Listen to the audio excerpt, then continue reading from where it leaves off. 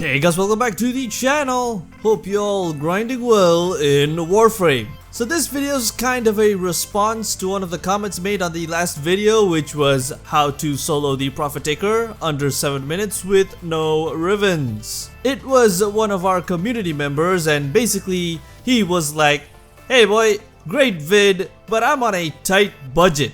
I can't afford all those expensive gear like Chroma Prime, Arcane Grace, Adaptation and whatnot. Can you show me how to do it while on a budget? Well, those weren't his exact words, but that's what he was feeling. I saw that comment and was like, well, why the heck not, right? Loki and a Mark 1 BRATON? It's not like you could be any more ridiculous than that. So anyway, before we get into the builds and setups, please feel free to click on the logo over here, check out some of the videos, and see if it's worth hitting that subscribe button. So yeah, let's get into it right away. Our Warframe of choice, or should I say forced Warframe of choice, will be Loki. And this is the build I got going on him. It's not the best. Some of these mods might not even make sense, but it's basically a slightly tweaked duration build. Typical. A friend of the channel suggested a variation on this, which I feel is probably better.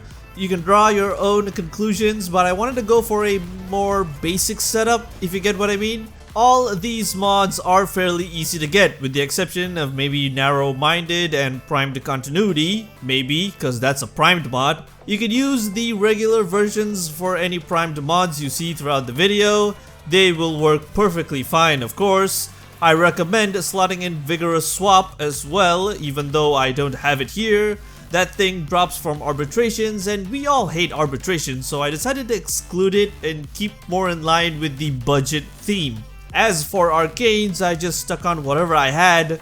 Arcane Fury will help out with the melee damage, whereas Arcane Acceleration, well, it's supposed to help increase the fire rate on our primary, but knowing our primary, it's not really gonna matter.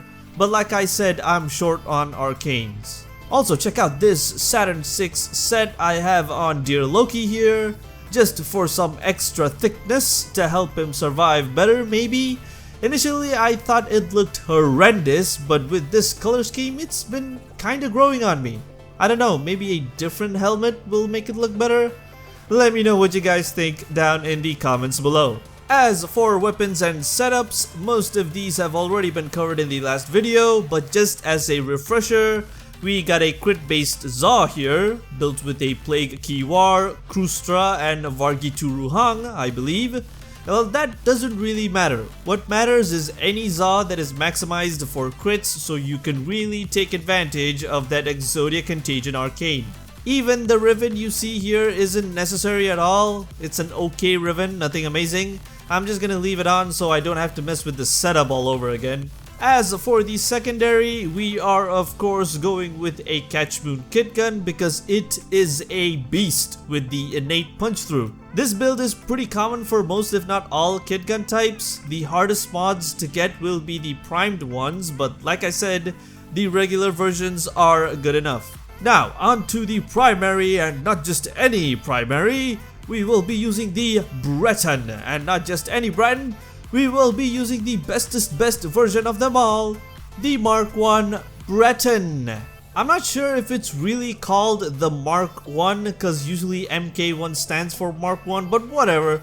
This is a completely unforced and independent decision that I have made on behalf of nobody. /S. This build might look serious, but trust me, it will be a real shocker, this Mark 1. You'll witness that soon enough. And as you can see, I've got a decent, I say decent, number of forma on this.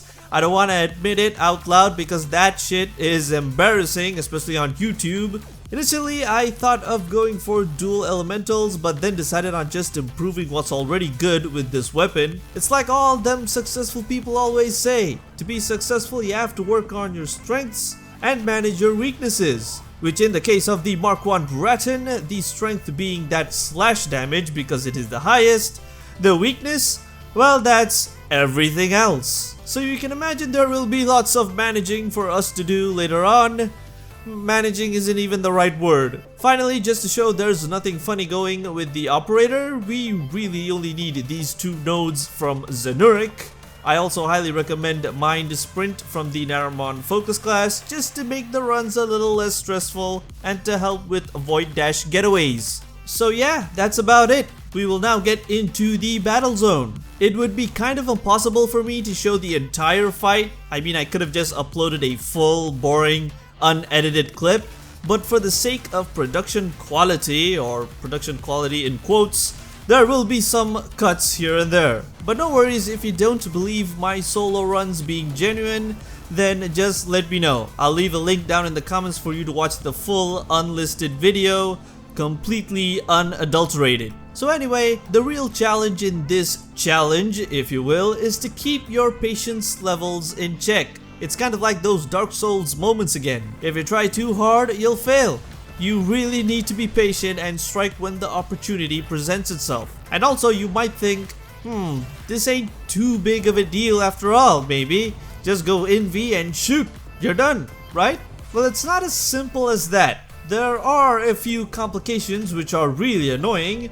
First, those missiles are heat-seeking missiles. They will come after you even when you're invisible, so you really gotta switch out into void mode when the Prophet Taker fires them. Second, and this is a big one, switching out into void mode doesn't always mean you're invulnerable. If you have an active ability running on your Warframe, let's say some sort of channeling ability like Chroma Prime's effigy, then your Warframe will not be indestructible and instead will have 90 to 95% damage reduction, which we all know is not nearly enough for these overpowered Fortuna enemies. This goes to another level of stupid on Loki because the Warframe is invulnerable while using invisibility, but as soon as that ability runs out of duration, you now become vulnerable to attacks. I'm not sure if it's a bug or not, but whatever. Another caveat to deal with in this game, I guess. Also, with my build, you can see that I only have 225 health along with just as much shield, so the margin for error is little to non-existent here. But with a bit of practice navigating the terrain and making sure to maintain distance and only move in when you're invisible while no missiles are nearby, you can get this done in less than 20 minutes. My personal record was 16 minutes and 44 seconds. With the right combination of weapons and ribbons, I won't be surprised if people can do sub 10-minute runs. With all that said though, here's a little bit of gameplay for you guys to watch. Keep in mind I have limited skill and patience as well, so I'm gonna stumble here and there. And if you want the full run, there will be a link in the comment section down below. I'll meet you guys with a summary at the end later. Enjoy!